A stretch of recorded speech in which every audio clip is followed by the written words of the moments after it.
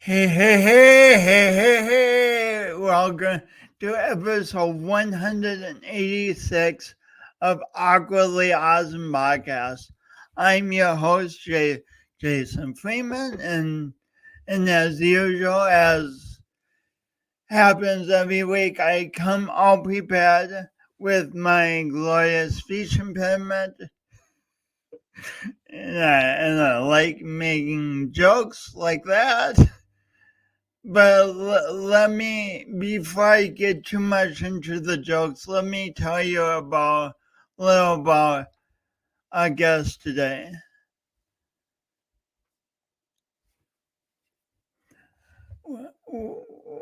Ryan Groeneweg and I spoke recently at the University of South Dakota Medical School about navigating life with disabilities. Ryan's story fascinates me.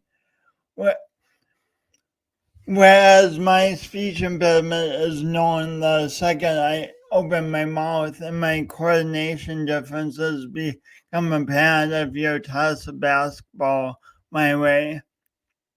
Ryan's disability could not be seen or heard. For much of his life, he did not willingly share his diagnosis of Usher Syndrome, which has impacted his vision and hearing since birth.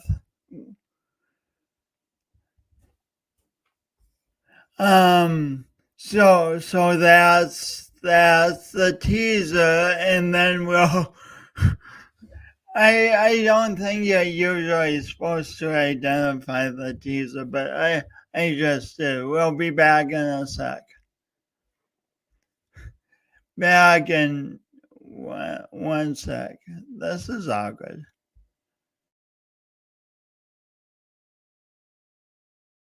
Today's guest, Ryan Groeneweg.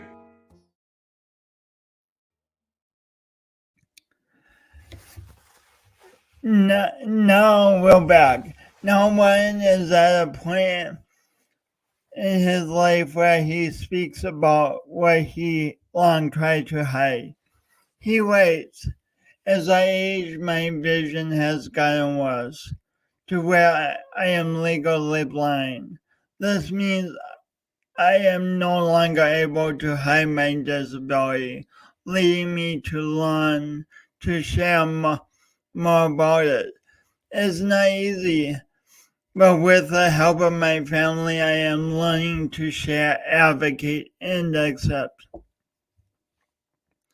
A devoted husband of 32 years with a growing family that includes 4 children and 3 delightful grandchildren.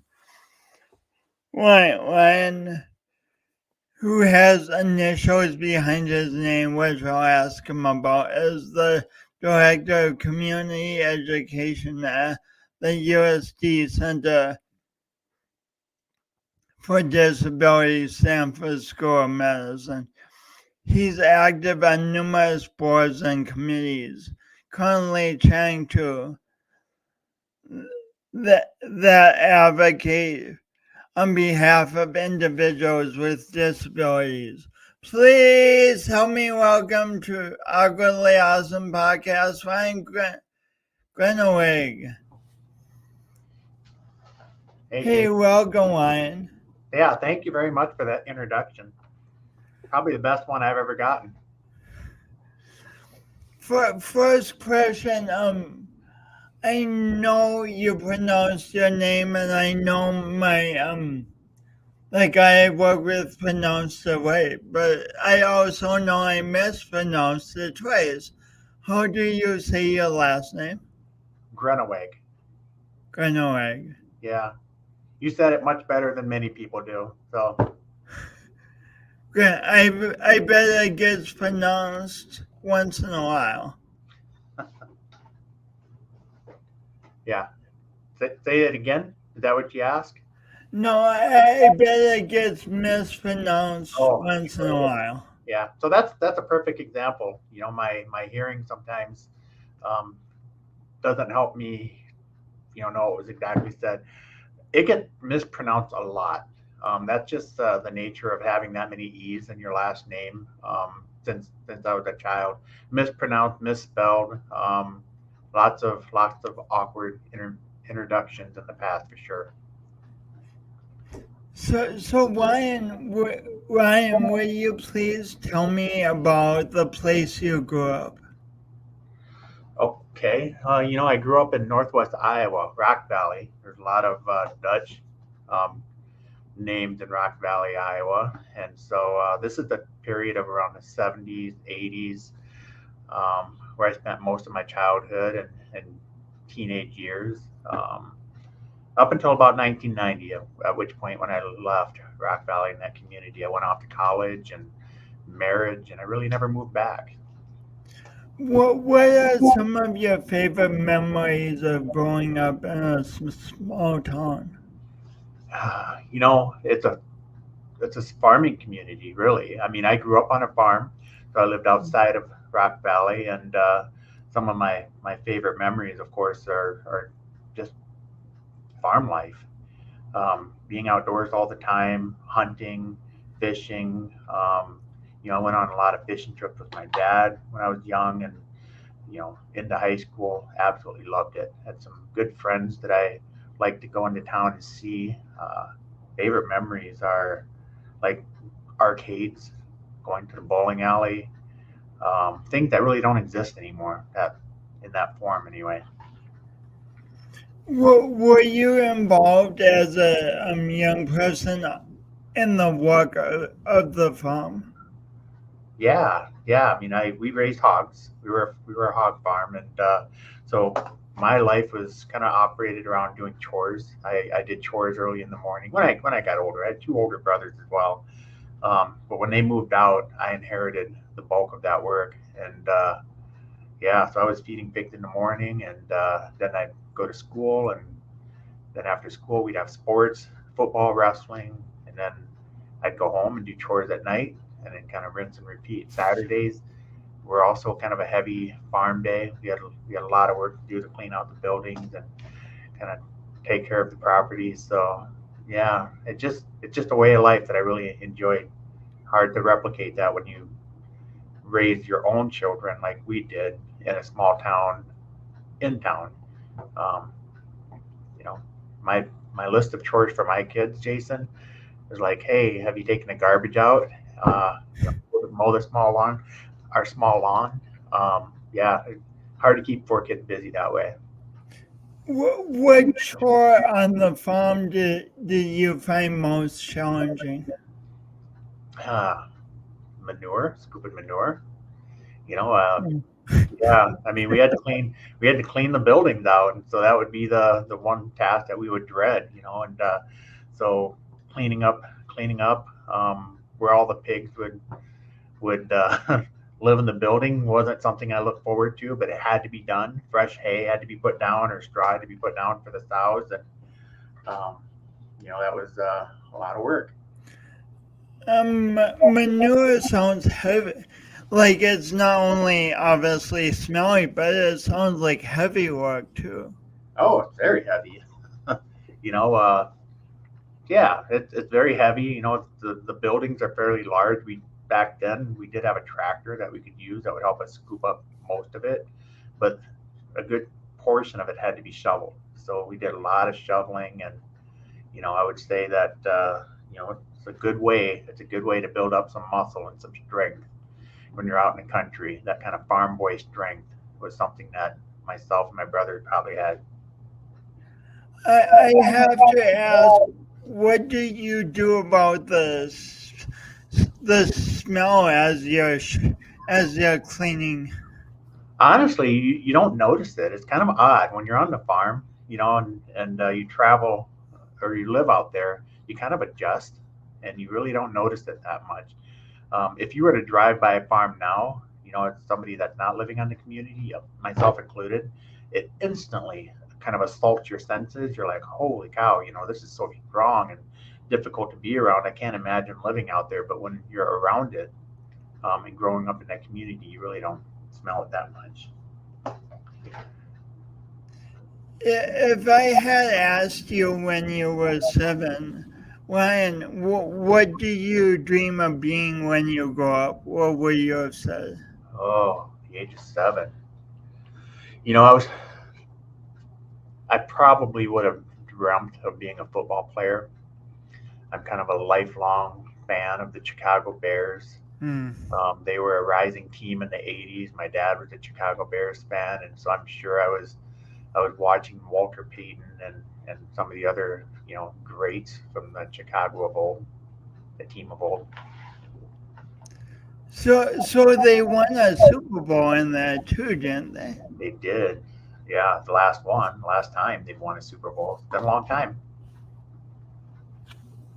Well, I bet that was a great time for your family. Yeah, I mean, they kind of swept the nation back in '85. I mean, you've got the Super Bowl shuffle. You've got some of the greats that people always remember. Jim McMahon, Refrigerator Perry. There was Mike Singletary, who still does some coaching at the NFL now. Yeah, it's I got a lot of great memories. If you're not careful, Jason, and you get me talking about the Bears too much, I can go down that rabbit hole. I love talking about the Bears. They just had a wonderful draft for 2024. I'm excited about the potential of that team coming up this year, but we better cap it right here. Otherwise, we won't Yeah, address. we better tap it. So, how, like you were a kid growing up, and then how did this diagnosis of Usher's enter your life? Oh, okay. So, growing up as a child, I began with the hearing loss, right? And so, as a very young child, my parents recognized that I had a hearing loss, and so I've always had this awareness of needing to wear hearing aids. I probably started wearing them when I was 3 years old. I have an older brother, Paul, who also has a diagnosis of Usher syndrome. And so he's really he's about 8 years older than me. There's a gap. My two older brothers are about a year and a half apart. And then there's about an 8 year gap. And then there's myself and my younger sister, who are about a year and a half apart. So there's almost like two families right there, right? The older siblings and then my sister and I. And because Paul had a diagnosis, well, we didn't know it was Usher's at the time, but they did know he had a hearing impairment. So when I was 3 years old, or when I was born, and they started seeing similar, difficulties where I wasn't hearing or responding, or I wasn't maybe singing songs with my sister, preschool songs or little kid baby songs, whatever. I just didn't know the words. I wasn't hearing the words to them, and my sister would be singing them, and she's younger, and so they started to kind of clue in on, oh, okay, what's going on here? We have an older son who wears hearing aids, and now we have another child that's come along. And I think for my parents, it was a little bit concerning because I believe they thought Paul's hearing loss was due to, I think my mom had the measles, or she was, when she was pregnant with Paul. So they thought that was kind of the cause of his hearing loss, and that was just a one-time thing. But when you have a second child now who suddenly has similar hearing challenges, now you're starting to think, okay, what else is going on here? This is possibly genetic, and what don't we know? What's happening? That's kind of how it started for me, Jason. I was a young kid. I had hearing aids. I didn't wear them unless I was absolutely required to wear them. Um, by the time I was 5, 6, So, just want to pause you. yeah, Why? What made you not want to wear hearing aids as a kid? that's exactly where I was going to go next. Because at that age, in the '70s, when we were wearing these hearing aids, the sound quality was horrible. But it did amplify sound around you, but it amplified everything. Any kind of movement, like if you bring your hands up towards your ear or towards your head, would cause feedback and squealing, and that would be very, very kind of uncomfortable. It's sound in your ears. So As a young child, I just preferred not to wear them. I seemed to do fine. I did fine without it. Um, when I went to kindergarten, they provided me with something different to wear. So the behind ear hearing aid that I would wear as a very small child, it was big and clunky. Um, that I would wear very rarely. But when I went to school, they'd require that I wear something called an earmark. That's at least what we called it back then. And it was just a large battery, essentially, probably about this big, and it had two wires that would come up to two ear molds to each ear, and it would amplify sound. And it was an FM receiver, and it would be picking up the signal from a teacher who had a similar size box. She would wear it on her Velcro belt, and it had a microphone clipped to her shirt. And so, um, wherever she walked in the classroom, if she was talking, it would broadcast directly to me into my hearing aid. And so the only control I had was on, um, it would be like microphone setting, would go directly to the teacher's microphone, or all, which would pick up all sound in the room, or off. And I would put it off a lot, unless the teacher was talking up in front. Otherwise, I turn it off because I didn't want to listen to all the other noise that was going on. It was just uncomfortable, too much noise. But did it work pretty well for understanding what the teacher said? Yeah, I would say so. I mean, I I was required to sit in the front with there were two other students. Oddly, back in the 70s, um, hearing loss and or being hard of hearing or profoundly deaf wasn't all that common. But we ended up in my kindergarten grade having two other students along with myself, actually three other students along with myself, all who were hard of hearing or profoundly deaf. And so within one classroom, there we all were, and maybe the school was strategic about that, but the grade below and the grade above us did not have that. And so right from the beginning, I was paired with two classmates, John and Rhonda, and three of us, for the most part, were together all the way through elementary school and high school. We had to sit very close together. They provided an interpreter who was providing sign language for Rhonda and John, who were maybe more profoundly impacted by their hearing loss. And then there was me. I was getting the benefits of some of those services, but my hearing wasn't as pronounced or as bad as theirs. Were you ever talk to each other as kids about what it was like to experience what you experienced? You know, no, that's the short answer right there. We didn't talk to each other about our experiences. Um, we we approached our day as what was expected of us as students. We go about the day. I had other friends that I liked to hang out with. I liked John and Rhonda, and I got along with them great. But I had a couple of other friends that I spent more of my time with. So outside of when teachers were teaching, if it was recess or PE or things of that nature, I'd get rid of that earmark and I'd run over and I'd be hanging out with some of the friends that I tended to spend time with and interact with. That included John sometimes too. It wasn't like I didn't hang out with John a little bit. I actually hung out with John quite a bit in elementary school. Just as I got older, I gravitated away from John and Rhonda and more towards other classmates. So you and your parents know you have had hearing loss, but eventually, like,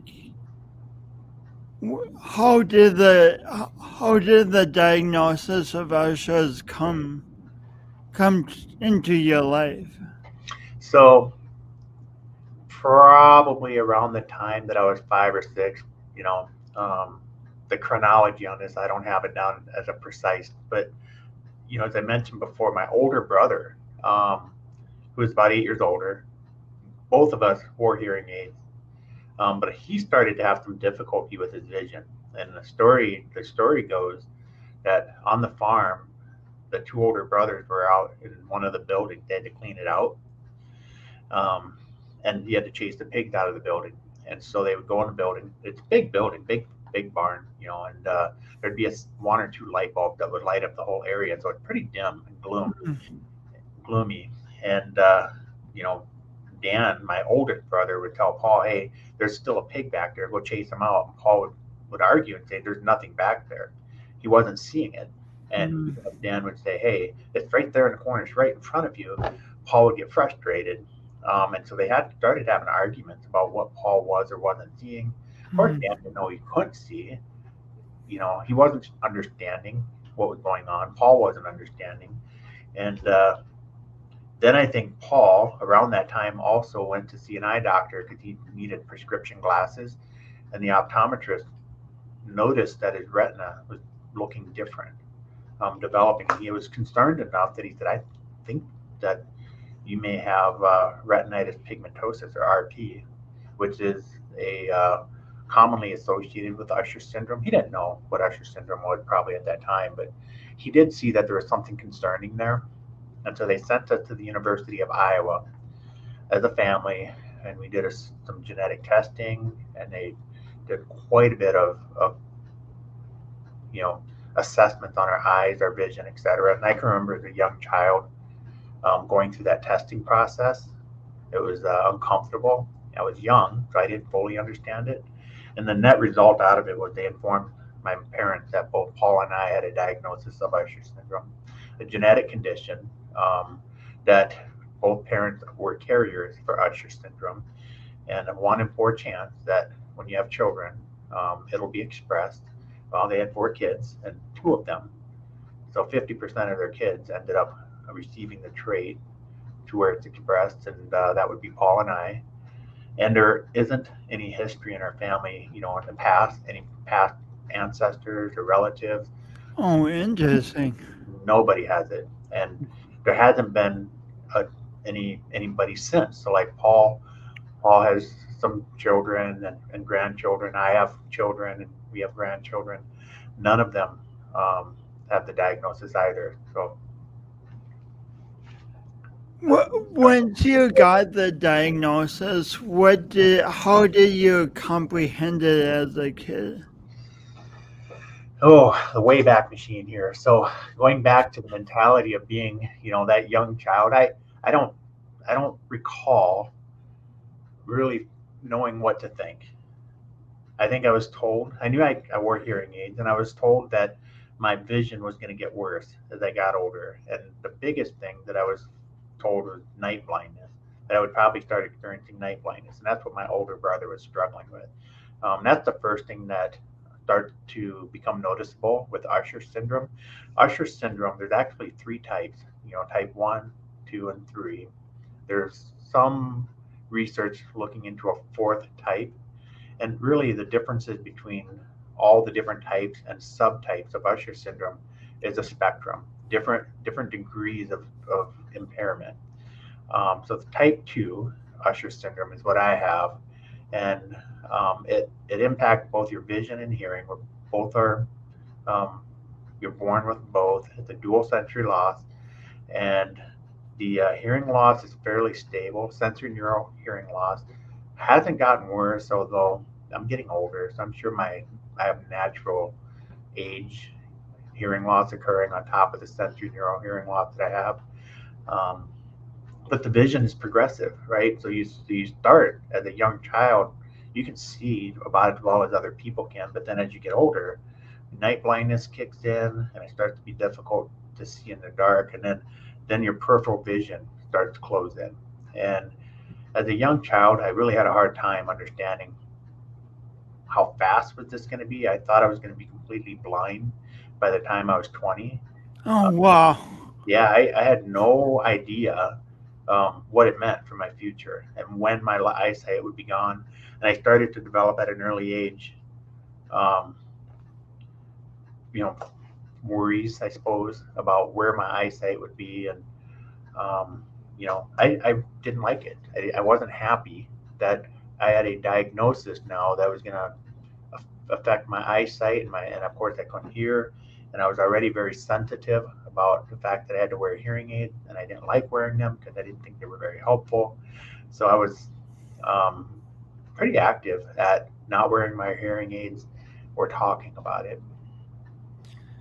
Could the doctors give you any sense of what the progression with your vision would be like? You know, that don't think they knew, right? The progression is different for different people, and sometimes it can be very rapid, and you can have near complete blindness within your teen years or late teen years, early 20s. And in other cases, like I'm 52 years old today, and I still have, central vision enough so that I'm still able to be fairly independent in a lot of activities. I mean, if you spent enough time with me, you would be like, holy cow, this guy can't see very well at all. You would catch on to that. I have, but I have a pretty good skill set at navigating my environment, memorizing the layouts of environment. I know where the pitfalls and the hard spots are, different intersections, like within this work environment. I know where I need to slow down and how to swing out wide at different intersections so I can anticipate if somebody's coming that I don't see. There's enough space between us that I don't crowd them. I know where chairs and couches and furniture is placed. I know where light switches are. I just, pay attention and map my environments really well so that I don't have to carry the dreaded cane, the white walking cane that I'm probably on the verge of needing to use more frequently, but I'm not quite there yet. So, when you say you have central vision, what does that mean? Like, can you see my image on the screen? Yeah, so like you're on a normal, I guess this is like a 23 or 24-inch monitor, and you and I have side by side images of equal size on the screen, and I'm a couple of feet away from the monitor. But if I look at your screen right now, Jason, I can't see my screen, with which I don't need to see it because it's just an image of me, but I can see you. You're kind of in that little square vision that fits inside my field of vision. Um, Essentially, if you think of a 180 degrees would tell you that peripherally you can see kind of to your right and to your left. So my hands right now, as I hold them up, they represent 180 degrees field of vision all the way across, right? And most people have that 180-degree field of vision. I can't see my hands right now, and I won't be able to start seeing them until I get to about right here. So now they're positioned, I got to get lined up. That's about where my hands become visible. And essentially, what I'm told is that probably fewer than 10 degrees of vision that I have left. So I've lost about 170 degrees vision. And it isn't just the side, but it's also top and bottom coming up this way where it comes into view. So I have a Can, very focused center vision. can you read in that central vision? Yep, I can. Wow. So the central vision that I have, I'm sure there are spots and gaps in that as well. It's affected by my night blindness because night blindness affects all vision. So even the central vision that I have when it's dark, I really can't pick up light sources at all, and it's very hard for me to navigate in very dark environments. Other than my home, right? Because I have my home mapped out pretty well, so I can move through my home really well. But new situations or even fairly familiar situations that it's dark, really hard for me. Speaking of darkness, you told me the story. No, you told the class the story when we both spoke that day. Will you please tell about the camping trip? Yeah, that's kind of a perfect example, and this was in the early 90s. So I had just graduated high school. I was probably in my first few years of college or maybe graduate school, somewhere in the mid 90s. And, I kind of want to qualify this by saying that, I was very averse to telling people about my disability. I grew up in a generation where you don't really share feelings and emotions and worry. You don't talk about things that are unpleasant. And I viewed my diagnosis of Usher's as something that wasn't positive. It was an ominous, negative thing that was in my future that I was going to have to deal with someday, but I did not want to disclose that. Um, And consequently, what happened, I think, with that mindset is I was able to hide my disability really well, and I fooled a lot of people. They thought I was seeing better than what I could see and hear better than what I can hear. I think I fooled a lot of people. And I also prevented myself from ever learning how to cope or navigate my disability. So later in life, I'm paying for that. There's this it's a new thing that I have to learn is how to share and how to talk and how to explain my disability, and that's been hard, getting to that point. But I think the camping trip is a perfect story because it kind of highlights why I chose to do what I did. So I want the listeners to understand that background. Most might hear the story and just think there's some very obvious solution, but I was conflicted, and so I shared that we were camping as a family. This is my parents, my brothers and sisters, their kids, and of course my wife and I. Our children were very young. Probably only just had the first two at that time. I have 4 children now, but young family. And So you're surrounded by family on this trip. I am, and we're all at one campsite. So all the vehicles are parked there. All the tents are set up. There's probably 5, 6 tents, big and small tents, and campfire, grilling, fishing. During the day, all of that's fine. But as it gets darker, really the only light source is probably the campfire. It gets really dark on a campground.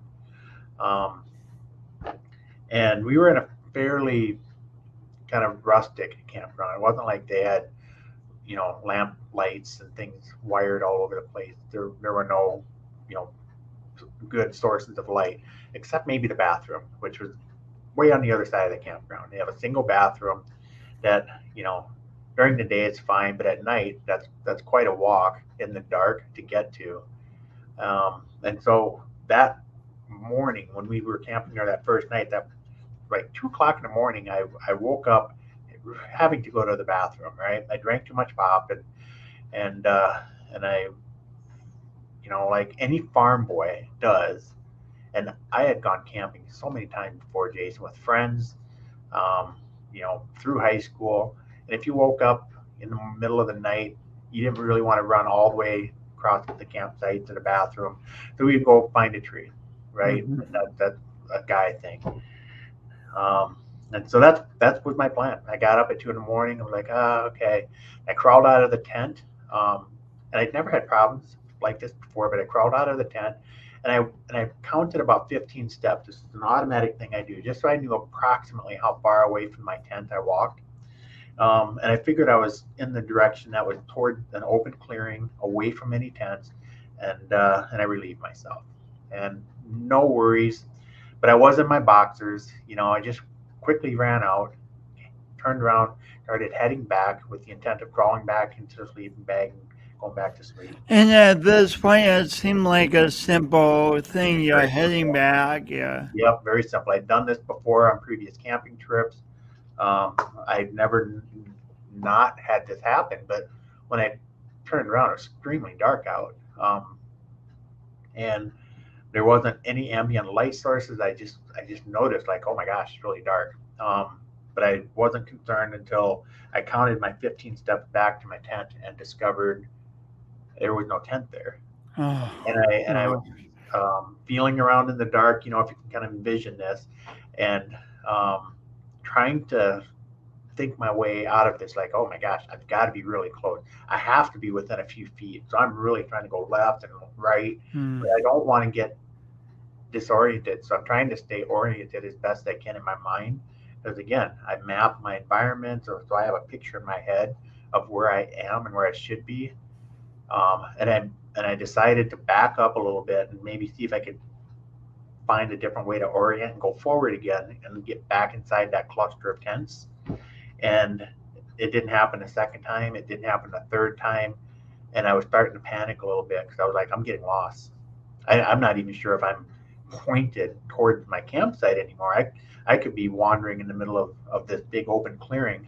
And in fact, that's what happened. I got completely disoriented in the dark, and I was sitting there in my boxer shorts. I didn't have glasses. I didn't have a flashlight. Um, I didn't know what to do. And so I also didn't ask for help. And I know some of your audience might be thinking, hey, just say, hey, stupid Ryan, he walked out in the dark and did this, but it was a skill. I'd never been faced with this, and I wasn't somebody that asked for help. I was always somebody that was pretty determined to figure things out, and I didn't, and I couldn't ask for help, Jason. It would be embarrassing. It was gonna be something that acknowledged that I had a disability and it was preventing me from being able to do something that I've always been able to do before.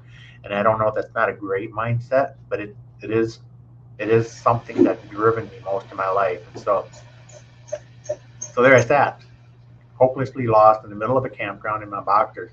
And I was trying to come up with solutions, and the only thing I could think of that I thought was viable, one would be to sit tight, wait 3 hours until the sun started to come up, and then when I could see well enough, make a dash back to the tent before anybody woke up.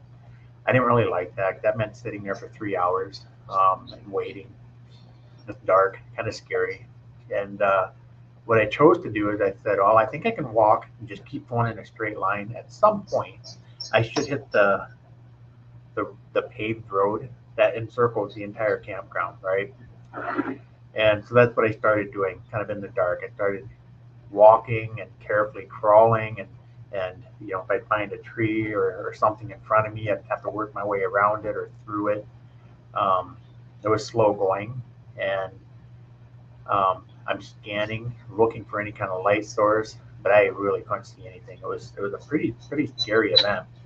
And eventually, I came to where I could see a little bit of light, and I think it was the light source from a campfire. And I realized that I was walking into the middle of someone else's campsite, and it occurred to me, um, like I need to get through this carefully and as quickly as possible because I didn't want to wake whoever this family was. I didn't want to wake them up. Or I didn't want somebody to come out and possibly. Um, Hold on, I got to fix my audio here. Okay. I didn't want somebody to possibly come out and find a guy in boxer shorts. That would be terrifying and hard to explain. Speaking of awkward, that would be very awkward. Yeah, I've had many moments like that in my life because of that unwillingness to maybe ask for help or to pause and say, "Hey, I can't do this." So I put myself in a lot of tough spots, and never intentionally. Usually, it's not realizing my disability had progressed to a point where now I couldn't do something, and then knowing that I have to come up with a different strategy the next time I'm in a situation like that.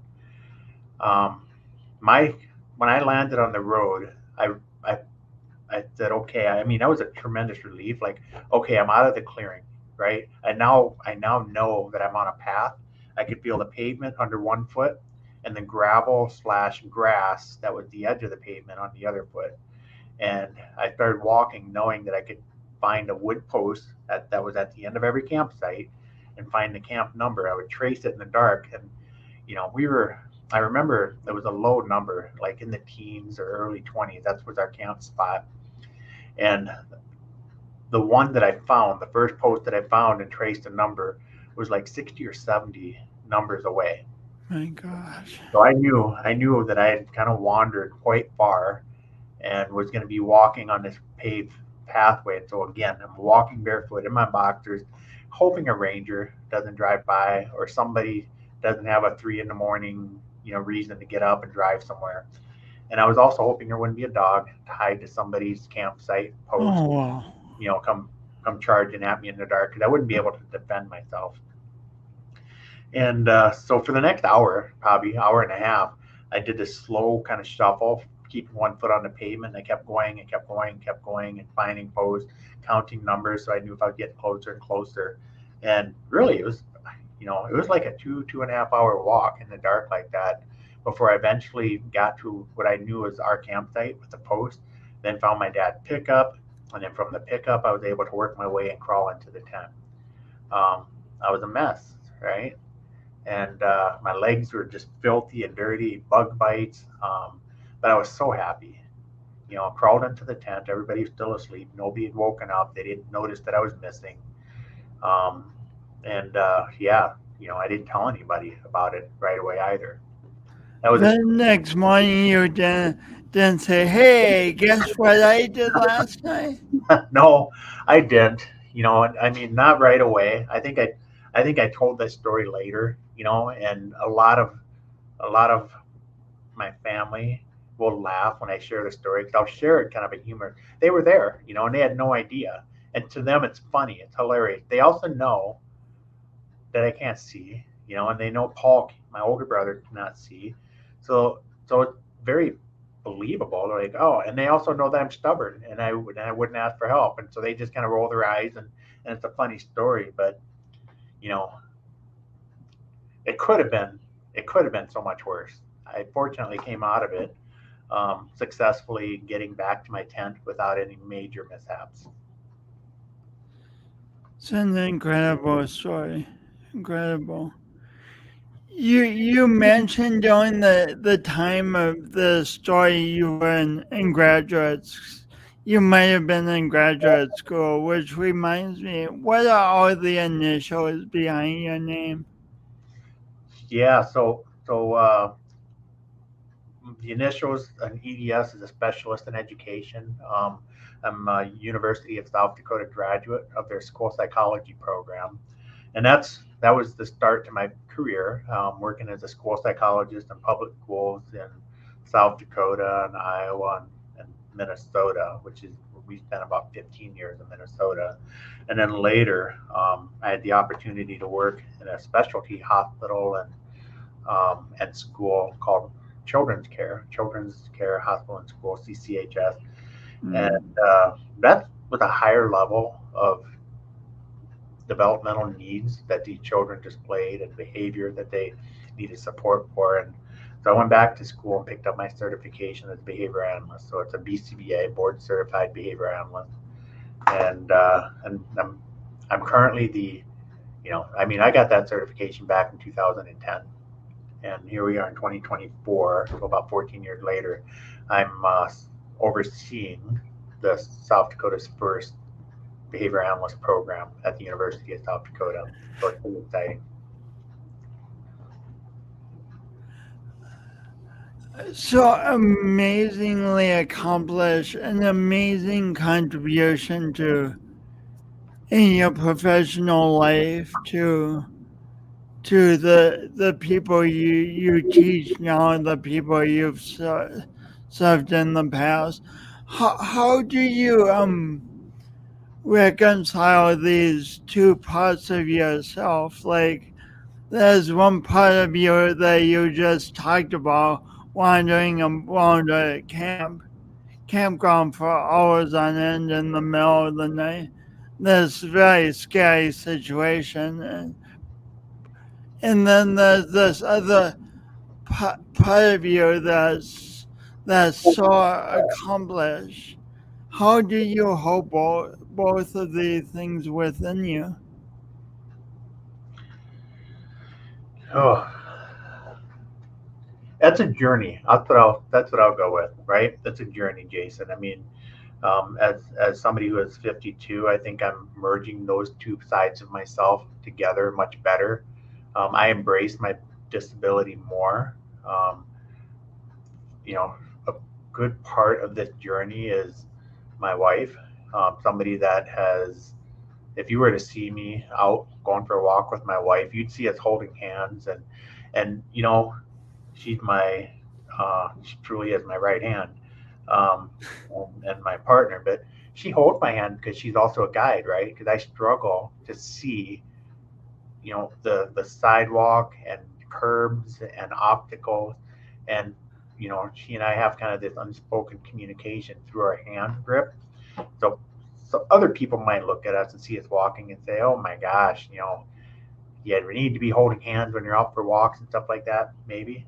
And yet they wouldn't have any idea just how much I rely on my wife to kind of be that guide and that person that keeps me safe. And so she's a big part of that journey.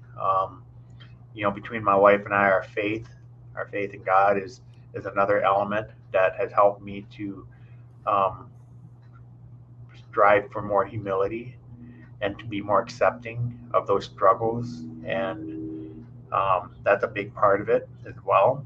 My kids have all played a key role. They just instinctively come over and will anticipate, where I need more support or less support, and they do that so well. But if I were to go back 20 years, 25 years, I didn't merge those two halves together. I had this exterior side that I was trying to be a provider, trying to learn to be a good professional, be a good dad, to be a good husband. And then I would also not ask for help, and I would navigate environments to the best of my ability, and get frustrated if I ran into barriers. And it would be more of an internal frustration and, um, anger and frustration. I mean, Jason, I can remember one morning getting up.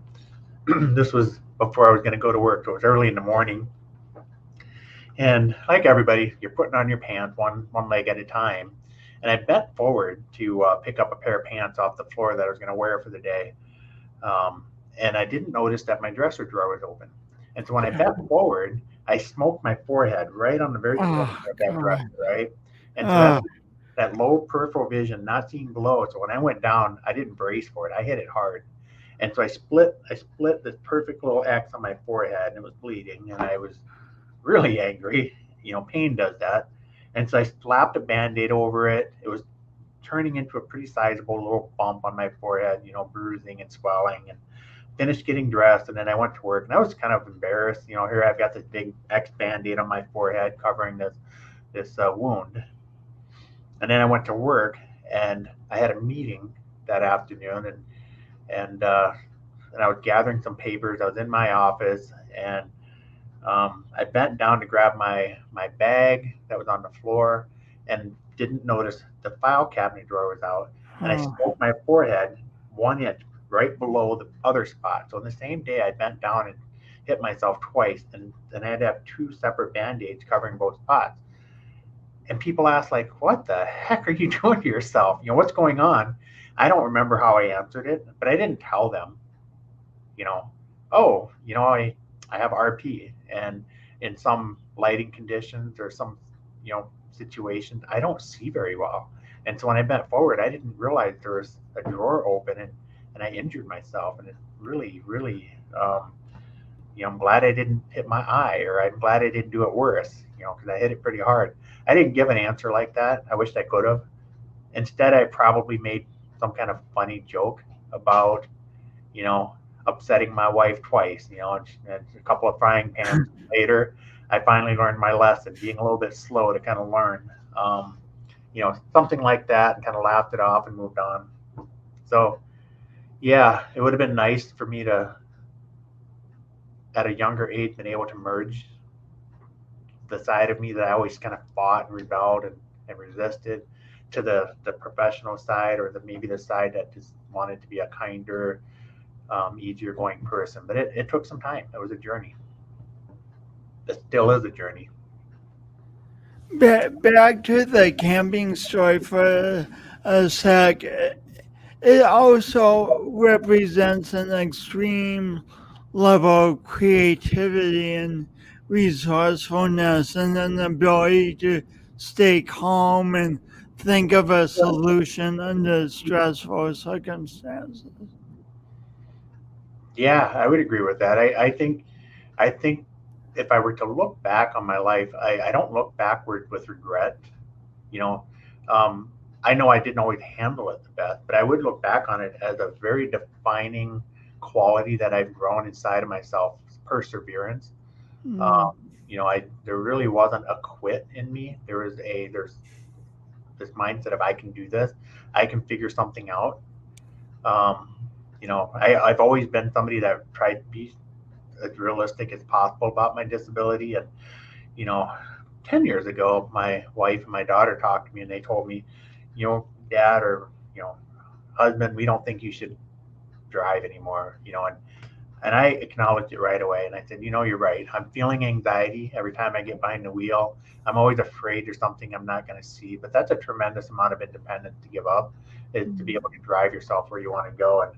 And I made the decision of, rather than being in a situation where that decision was going to be made for me, right? I wanted to make sure I stopped before I had an accident and hurt somebody else. And so I made that decision. Um, and that meant, in my mind at that time, Jason, then that I was going to walk. In order for me to maintain my independence, I was going to walk. So I did not get a ride from my daughter or from my wife to go to work for a year. And that year, Wow. yeah, it was about a mile away.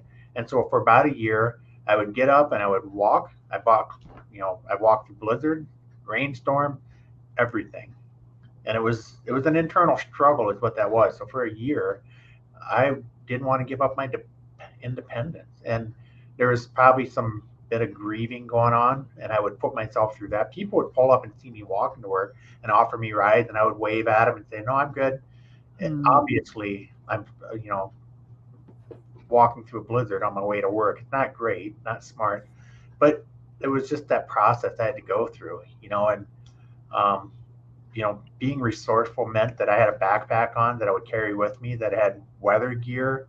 So if it was raining, I'd flip that over top of myself so that it stayed dry. I had a change of clothes. If it was 102 degrees outside, and by the time I got to work, I was sweating through my shirt. Well, guess what? I had a fresh shirt packed that I would swap out at work, and then I'd go on without missing beat. So it's a lot of extra planning, a lot of extra work just to maintain that independence.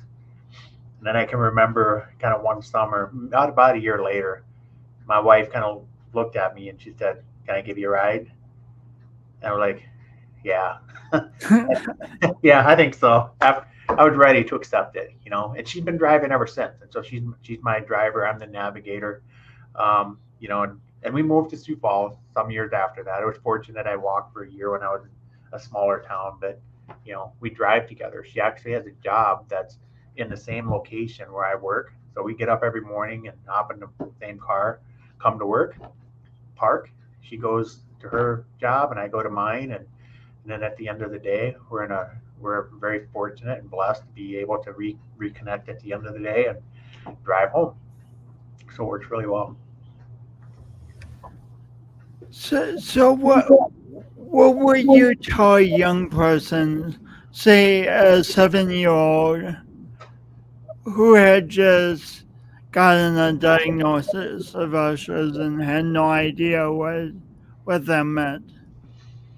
Um, you know, that's not that hard because I've seen a family here in the South Dakota community that they have several children with a diagnosis of Usher. And I don't want to say too much to disclose anything, but I was able to watch this mom and dad. They were very open, very talkative. They shared, and if you could tell that their children were growing up fully aware of Usher syndrome, fully aware of the importance of wearing hearing aid, fully aware of the resources and the strategies to help them navigate their environment, how to get help, how to receive training. I'm still fighting some of that, Jason. As an adult, there's that old part of me that's I don't want people helping me, and it's hard for me to accept that. And I think that's what I would start with is really encouraging parents to be very open and sharing and loving, and accepting, and help their child grow up to be as independent as possible, but to be accepting, to understand their disability and how best to navigate their disability in the community. There really isn't anything they can't do. They just have to do it differently. And it's it's important if you learn how to do things differently with a community and with your family, as opposed to trying to do things differently by yourself. And that's what I did. I did the solo disability journey for a long time. And I needed to realize that going solo isn't better. Not always. You can still be independent. You can still do a lot of things, but having that community and being more open and transparent about it, I think it's a far better way to navigate that. Powerful. So if you and I met at a networking event and exchanged names and we were talking a little bit and you said, Jason, I experienced ushers, what are some helpful things I could do and some unhelpful things that I could do with that knowledge that you experience ushers? So, are you asking what are some things that would be helpful for you if you ran into somebody with ushers to help somebody who has ushers, or things that you could apply in your life in your situation? Um, what are some helpful ways that people who just meet you can interact with your ushers, and Okay. what would be some unhelpful ways? Uh, well, the old, um, you see examples of how people talk louder and enunciate more slowly. That's not helpful, right? And I've experienced that when people hear that when they learn that I have a hearing impairment or I'm hard of hearing, they go slow and loud and exaggerated in their talking. Like, Ryan, can you hear what I'm saying right now? Yes, exactly, just like that. So, um, honestly, I think the best thing would be I have to learn to let people know I have a disability and what I can and can't do. And one of probably my hearing aids are really quite good. So with regard to my hearing, I'll ask somebody to repeat themselves. That's a pretty easy thing to ask of people. But when it comes to navigating environments, if I'm not with somebody that I know, and if I'm not with my cane, usually my cane is a fairly decent marker to people. It lets them know, oh, he has some difficulty with seeing, and it's less awkward. So I guess my cane, in a way, is the awkward buster. It makes it less awkward. Mm. Um, where I make things awkward is I don't have my cane, but I'm at a conference or I'm at an event, and it's kind of hard to navigate, and I might be holding back and scanning and looking for a pathway. I'm mostly concerned about steps and railings and objects and things that might be in my way, and I will do a point to point movement. Somebody who maybe approaches me or sees me, and you know, they, I guess if they they could say, hey, you want to grab my arm and I can help you across this space, or I can help you navigate to this location, is always appreciated. I'll never reject somebody who volunteers to come over and offer assistance. I value people that are genuinely just trying to help, even if they don't do it right, or I've had people come over and just grab me and not introduce themselves and grab me because they can see that I'm having some difficulty. Like I'm struggling to get around some kind of obstacle, they'll just grab me and pull me in a certain direction. Their intentions are good. Probably not the best way to do it, but I will. I don't react poorly to that.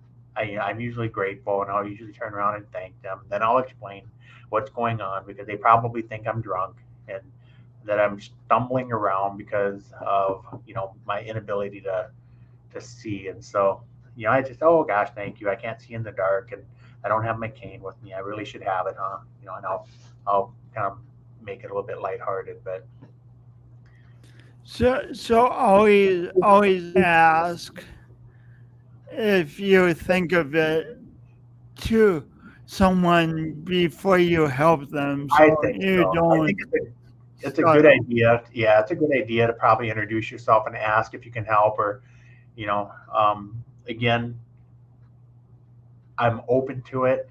Sometimes that's necessary. You want to help somebody, but before you put hands on somebody, you should definitely say, "Hey, it looks like you're having some difficulty. Can I help?" That's probably about as simple as it can be. Well, I wish we had hours to talk because we just scratched the tip of the iceberg here, but we're wrapping it up because it's a 1 hour show. It's not a 5 hour show. So so I always ask my guests this question: what does doing your imperfect best mean to you? Your imperfect best. To me, it means envisioning the best I want for my life and life around me, and then when mistakes and obstacles, uncertainties come up, learning from those and focusing again on my best. What does doing your imperfect best mean to you, Ryan? Um, there's no quit, right? So an imperfect best for me is there's a challenge or an obstacle in front of me. It is figuring out a solution and doing it to the best of my ability. And I know it's going to look different because I might approach it in a different way. But the goal is for me to be able to always move forward and to keep trying to accomplish whatever it is that I'm working on, and not being so concerned about how other people would do it. Powerful, powerful. Yeah. Thank you for your time being on the show. It was a pleasure having a conversation with you. Well, and I appreciate your questions. They're thought provoking, and that's usually how people learn is when being asked questions they hadn't thought of themselves. It allows me to kind of explore and think differently and more deeply about some of the challenges that we experience. So you're a wonderful host. Thank you, Jason. Yeah, you're welcome. Wow. I hope you found that conversation as fascinating as I did. It's so easy for us all to make assumptions about each other. It'd be easy to make an assumption about my voice. If I heard someone with my voice, I would make an assumption. It would be easy to make an assumption when if y- if I were to see Ryan trying to navigate somewhere and it'd be easy to make an assumption and assumptions I believe are natural, but then what we can do is notice when we make an assumption and get curious. Oh, well, how accurate is the assumption? Is it pretty accurate, not accurate? And just get curious for more information and more information and ask more questions and asking questions creates community, creates understanding, creates friendship. Well, anyway, those are my thoughts for right now. Thank you so much for tuning into Awkwardly Awesome Podcast, whether you're watching live or replay, and please leave comments if you want. We love comments. And thanks for being you. Have a good day. Oh, and tune in for another episode of Awkwardly Awesome.